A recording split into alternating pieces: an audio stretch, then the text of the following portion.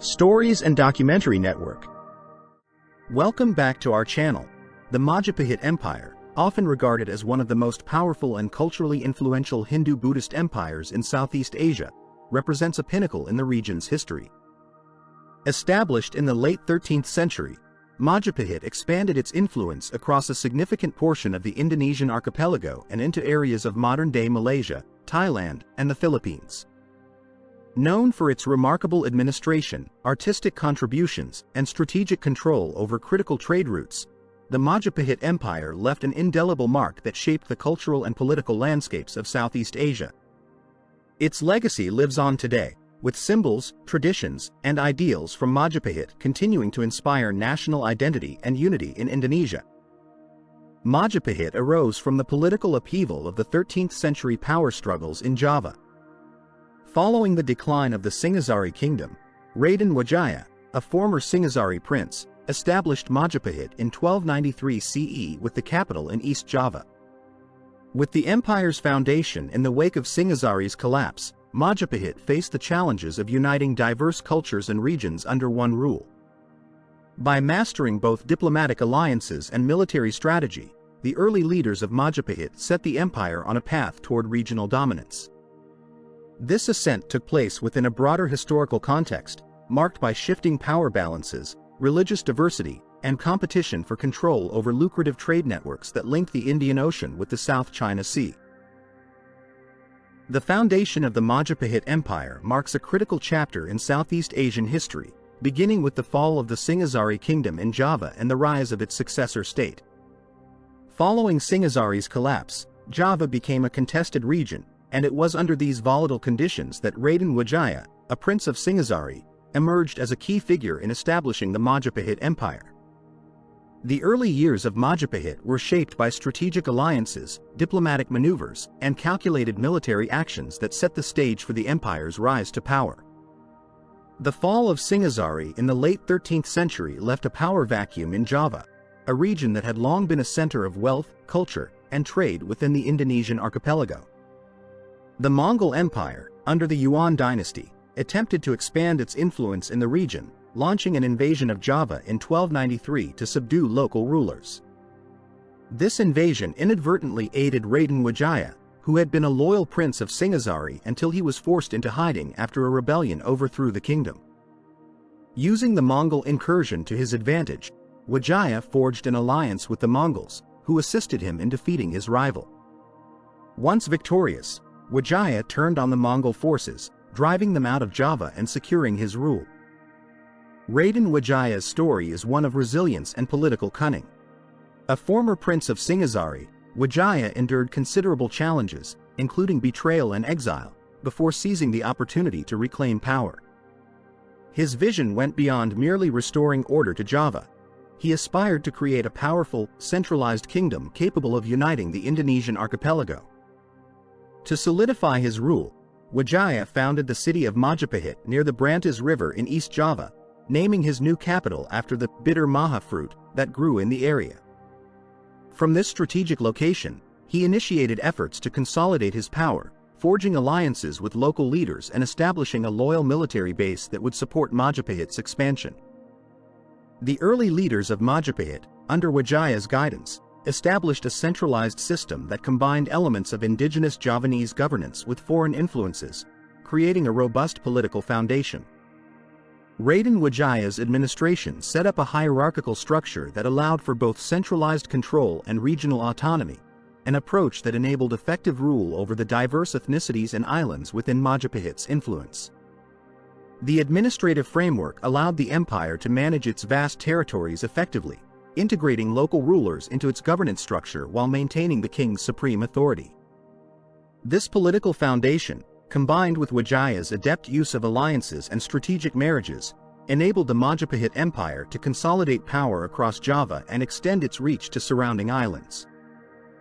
Through strategic foresight and skillful governance, Raden Wijaya laid the groundwork for the Majapahit Empire to rise as a formidable power in Southeast Asia. His actions in uniting Java and establishing a structured political system set the stage for a golden age of influence, trade, and culture that would define the Majapahit Empire for generations. Majapahit was centered in East Java, an area rich in natural resources and ideally positioned near several important sea routes. The empire's capital, Trowulan, was located near the Brantas River, providing easy access to the coast and facilitating communication with other regions. Java's fertile volcanic soil supported abundant agriculture, which was essential for sustaining a large population and providing economic stability. This fertile land produced surplus crops that could be traded or stored, allowing Majapahit to maintain a strong economic base and expand its influence further. Additionally, Majapahit's location near the strategic Malacca and Sunda Straits allowed it to control the critical maritime passages that connected the South China Sea with the Indian Ocean. These straits were integral to the spice trade, as well as the exchange of textiles, precious metals, and other valuable goods from China, India, and the Arabian Peninsula. By controlling this pivotal crossroads, Majapahit became a central hub for regional and intercontinental trade. Majapahit's control over these key maritime trade routes granted the empire significant economic power and diplomatic leverage. The spice trade, particularly in products like nutmeg, cloves, and mace, was in high demand across Asia, the Middle East, and Europe. By establishing itself as an intermediary for spices and other luxury goods, Majapahit benefited from the wealth flowing through its ports and amassed resources that funded its military, architectural projects, and political endeavors.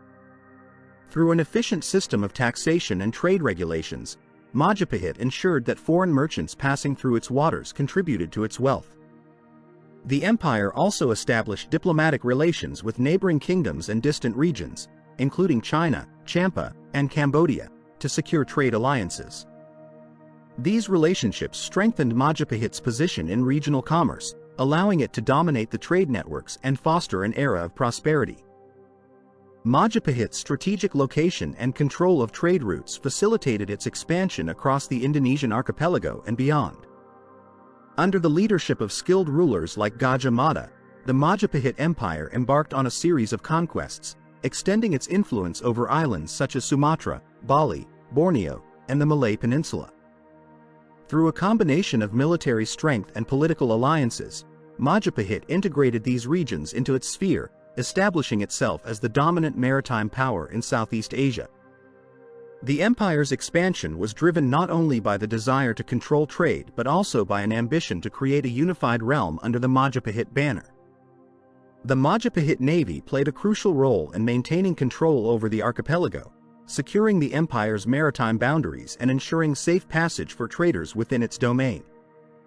This expansion strengthened Majapahit's position as a central power in Southeast Asia, enabling it to exert cultural and political influence over the diverse communities within the archipelago. Majapahit's administrative system was hierarchical, with the king at its apex, regarded as the supreme ruler who held both secular and spiritual authority. The king's role was not only as a political leader but also as a divine figure, considered an earthly representative of the gods.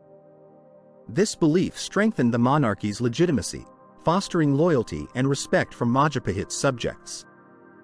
Beneath the king, a centralized bureaucracy managed the affairs of state, including governance, taxation, defense, and trade. The king appointed regional governors, called burs, who were often members of the royal family or trusted nobles. These governors administered provinces on behalf of the king, ensuring Majapahit's influence extended across its territories. In addition to the burs, other high-ranking officials and ministers handled specific functions, including finance, foreign affairs, and religious ceremonies, all of which were essential in maintaining the empire's internal order and external alliances. The central administration allowed Majapahit to exert control over its expansive territory, from Java to the outlying islands. This hierarchical governance structure enabled efficient management and communication, allowing Majapahit to respond quickly to challenges, enforce policies, and uphold its authority over distant regions. The reign of King Hayam Wuruk and the leadership of Prime Minister Gajah Mada were especially significant in Majapahit's history. King Hayam Wuruk, who ruled from 1350 to 1389, was a visionary leader whose reign marked the height of the empire's power. Known for his diplomacy and patronage of the arts, Hayam Wuruk fostered an era of cultural flourishing and international influence. Under his leadership, Majapahit enjoyed prosperity, territorial expansion, and a strong administrative framework that maintained stability across the empire. Gajah Mada, appointed as Mahapati, Prime Minister, under Hayam Wuruk, was another towering figure in Majapahit's administration. A brilliant strategist and an ambitious leader, Gajah Mada is credited with expanding Majapahit's influence beyond Java, establishing the empire as a major regional power. His role in diplomacy, military campaigns, and governance was unparalleled, solidifying his legacy as one of Majapahit's greatest statesmen. Gajah Mada's leadership brought stability and cohesion to the empire, as he skillfully balanced power and managed relations with both internal factions and external allies. His administrative talents complemented Hayam Wuruk's reign, creating a dynamic duo that led Majapahit to its golden age. One of the defining moments of Gajah Mada's career, and indeed of Majapahit's legacy, was the Sumpah Palapa oath. According to legend, Gajah Mada took this oath during his appointment as Mahapati, vowing not to enjoy palapa, a symbol of worldly pleasure, until he succeeded in uniting the Indonesian archipelago under Majapahit's rule. This oath symbolized his commitment to Majapahit's expansion and became a powerful statement of the empire's ambition. Majapahit's location in the fertile lowlands of Java provided a strong foundation for agriculture, particularly in rice production. The Javanese landscape, with its volcanic soil and extensive irrigation systems, was ideal for farming, allowing the Majapahit people to cultivate rice on a large scale. This agricultural productivity ensured a stable food supply, which was essential for sustaining the empire's growing population and fueling economic growth. Beyond rice, Majapahit farmers cultivated various other crops, including vegetables, spices, and fruits, diversifying the agricultural economy and supporting local markets. The agricultural surplus generated by the empire contributed to internal trade and allowed Majapahit to focus on expanding its influence through maritime activities. Additionally, the steady supply of agricultural produce enabled the empire to maintain reserves, which provided stability during times of drought or other environmental challenges, further reinforcing its economic resilience. Majapahit's geographical position in the Indonesian archipelago placed it at the heart of the spice trade, one of the most lucrative markets of the time. The empire's control over critical maritime routes allowed it to dominate trade between the Indian Ocean and the South China Sea, becoming a key player in the regional spice, silk, and luxury goods trade. Spices such as cloves, nutmeg, and mace, highly sought after by Chinese, Indian, and Middle Eastern merchants, flowed through Majapahit ports, generating substantial revenue for the empire. Majapahit's naval capabilities played a crucial role in securing and protecting these trade routes, ensuring safe passage for merchants and maintaining control over the maritime landscape. The empire formed alliances with local polities and established tributary relationships with neighboring kingdoms, further strengthening its trade dominance. Majapahit's influence over maritime trade extended beyond spices, as its merchants dealt in textiles, precious metals, and exotic goods, establishing Majapahit as a central trade hub in the region. The empire's trade connections with Chinese and Indian merchants were particularly influential. Chinese merchants brought silk, porcelain, and other luxury items, while Indian merchants traded textiles, gemstones, and incense. This exchange enriched Majapahit's economy and facilitated cultural exchanges, introducing new ideas, art forms, and technological advancements. The cosmopolitan atmosphere in Majapahit's ports fostered a vibrant exchange of goods, beliefs, and cultural practices, strengthening the empire's position in Southeast Asia. The Majapahit economy was also distinguished by its use of currency and organized market practices, which facilitated commerce across its territories. Gold and copper coins, commonly used in transactions, provided a standardized medium of exchange, streamlining trade and promoting economic integration. The use of currency allowed merchants and traders to conduct business more efficiently, particularly in bustling urban centers and ports where diverse goods and people converged.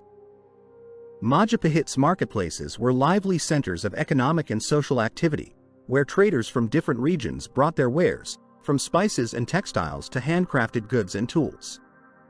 These markets, often held in urban areas and along trade routes, encouraged domestic trade and allowed local communities to participate in the empire's broader economy. The demand for luxury items and local produce led to specialized crafts and industries within the empire, further diversifying its economy. In addition to currency, barter systems were sometimes used, especially in rural areas, reflecting the adaptability of Majapahit's economic practices across its diverse territories.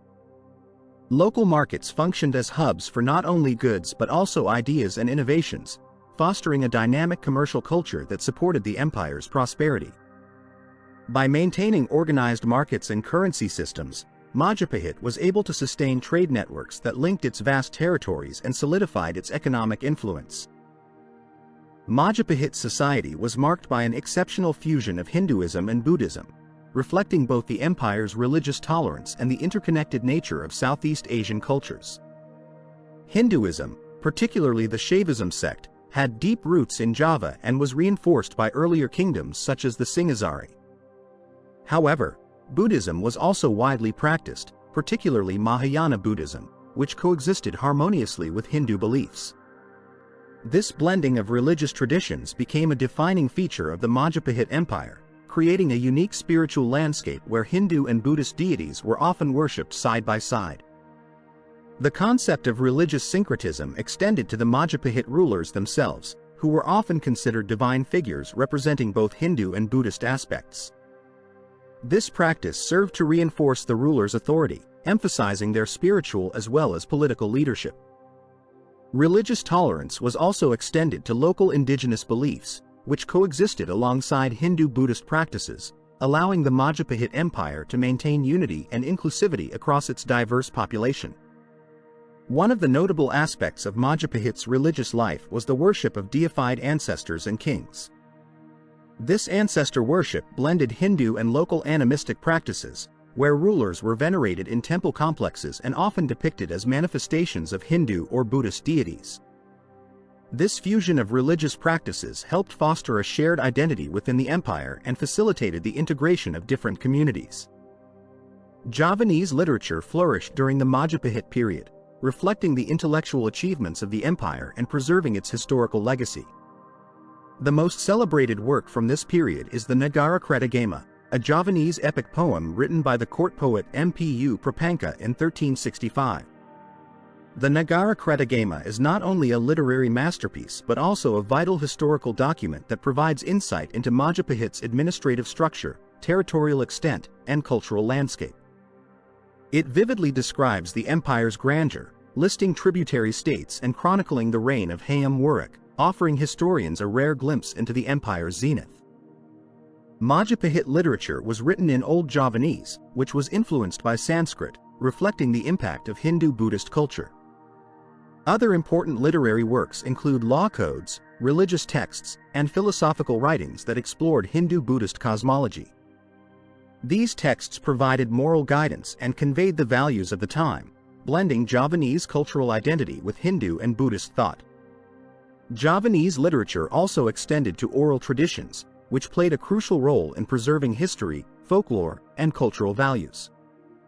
The Wayang Shadow Puppet Theater, which depicts stories from the Mahabharata and Ramayana, became a popular art form during the Majapahit era, showcasing Javanese adaptations of these Hindu epics. This artistic tradition remains deeply rooted in Indonesian culture today, serving as a testament to Majapahit's enduring cultural influence. Majapahit art and architecture reflect the empire's religious diversity, cultural richness, and technical skill. Temples, known as candi, were central to Majapahit architecture, blending Hindu and Buddhist styles into grand structures that embodied the empire's religious syncretism. Majapahit temples were characterized by elaborate stone carvings, intricate bas-reliefs, and impressive structural designs. Notable examples include Candi Panataran, Candi Suka, and Candi Tikus, which showcase the architectural ingenuity and symbolic depth of Majapahit's builders. Candi Panataran, the largest temple complex in East Java, exemplifies Majapahit's architectural achievement. The temple features a series of terraces adorned with carvings depicting scenes from Hindu epics, as well as motifs that reflect Javanese folklore and cosmology. Candi Suka, located on Mount Lau, is unique for its pyramidal structure and symbolic depictions of fertility, suggesting an indigenous influence alongside Hindu iconography. In addition to temples, the Majapahit Empire produced remarkable sculptures and artwork. Stone and terracotta statues of Hindu and Buddhist deities, as well as representations of revered kings, were crafted with intricate detail and artistic sophistication. These sculptures reveal the influence of Indian iconography while reflecting distinctly Javanese stylistic elements, such as elongated figures and expressive faces. Majapahit artisans also excelled in creating fine pottery, jewelry, and metalwork, contributing to the empire's cultural economy. Majapahit art also extended to visual symbols of power and spirituality, such as the Padmasana, a lotus-shaped altar representing divine presence. These symbols became part of Javanese spiritual architecture, illustrating how Majapahit art contributed to religious expression and ceremonial practices. Gajah Mada's most famous contribution to the Majapahit Empire was his campaign to unify the Indonesian archipelago under Majapahit's rule. Appointed as the empire's prime minister during the reign of King Hayam Wuruk, Gajah Mada took a vow known as the Sumpah Palapa, or Palapa Oath, in which he declared he would not enjoy the fruits of life until he had succeeded in uniting the entire Nusantara, the Malay archipelago, under Majapahit's control. This oath symbolized his unwavering commitment to territorial expansion and solidified his reputation as a relentless leader. Under Gajah Mada's leadership, Majapahit extended its influence to many of the islands in the archipelago, including Sumatra, Kalimantan, Sulawesi, and the Malay Peninsula. His strategies combined military might with diplomatic acumen, using both conquest and alliances to bring neighboring kingdoms and regions into Majapahit's sphere of influence. Gajah Mada's expansion campaigns were not just about territorial acquisition but also aimed at establishing a stable and cooperative network of vassal states that recognized Majapahit's supremacy. This network of alliances became the foundation of a Majapahit-led regional order. Gajah Mada's approach to expansion was often pragmatic, leveraging the empire's resources to negotiate peace with territories that would otherwise require substantial military force to conquer. His campaigns, although at times militaristic, also involved maintaining a level of respect for the unique cultural and political identities of each region, allowing local leaders to retain some autonomy while paying tribute to Majapahit. This approach not only expanded the empire's influence but also fostered a sense of regional integration, an unprecedented feat in Southeast Asia. Gajah Mada's influence extended beyond military campaigns, as he also sought to establish Majapahit's reputation as a diplomatic power.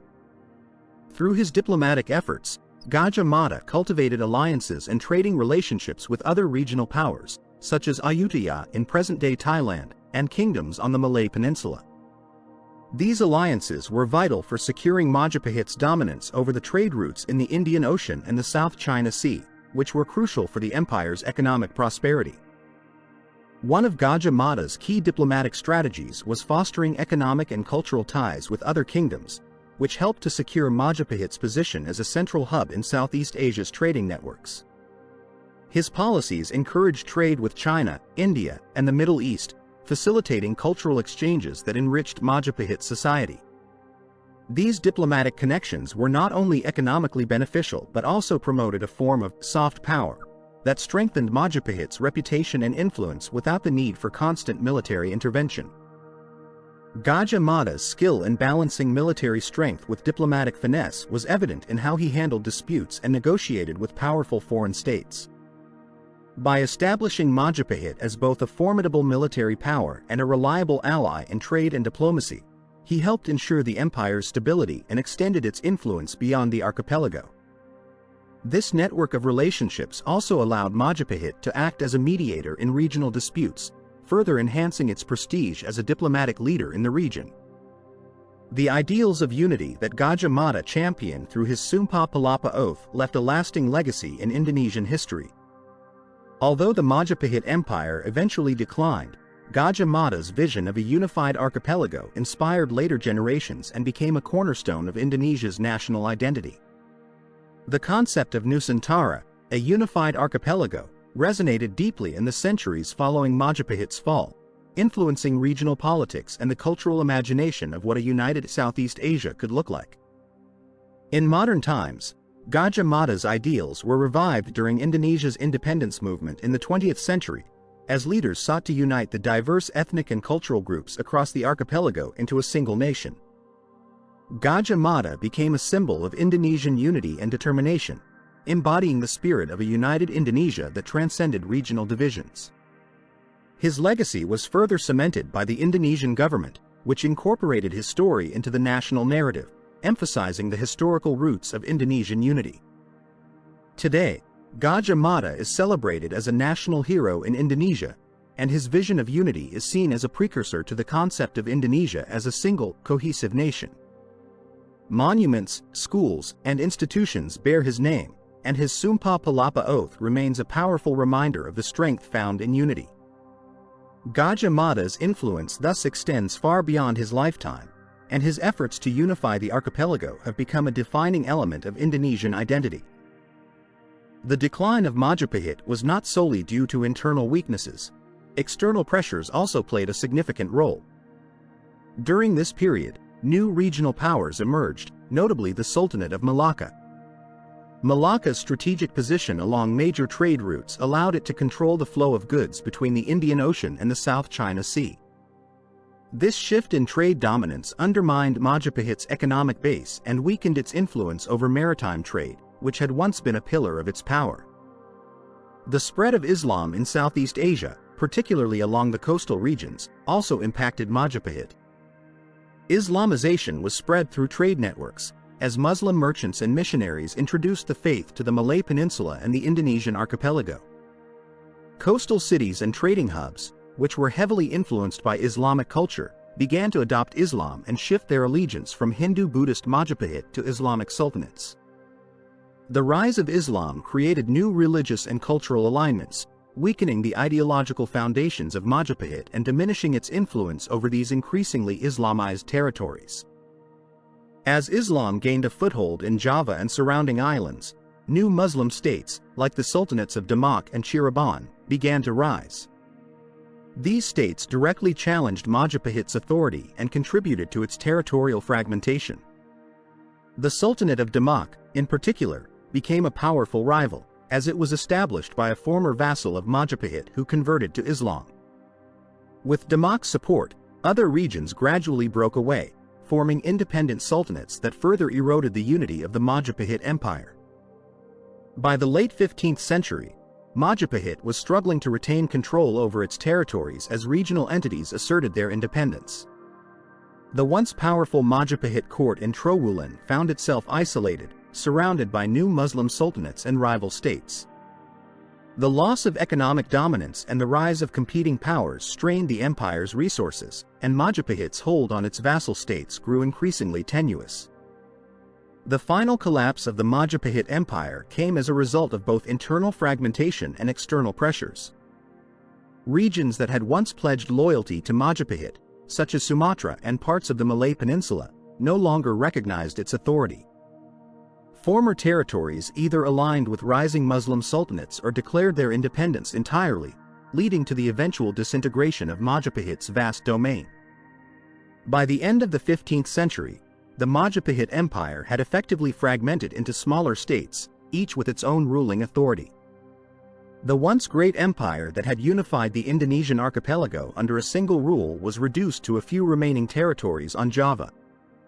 Even Trowulan, the imperial capital, eventually fell to the Sultanate of Demak, marking the symbolic end of the Majapahit Empire. In the end, Majapahit's decline serves as a reminder of the complex interplay between internal and external forces that can shape the fate of an empire. From the internal struggles of succession disputes and corruption to the external challenges posed by the rise of Islam and new regional powers, the story of Majapahit's fall provides valuable insights into the dynamics of Southeast Asian history. Despite its collapse, Majapahit's legacy lives on, not only in Indonesia but also across Southeast Asia, as a symbol of cultural resilience and historical significance.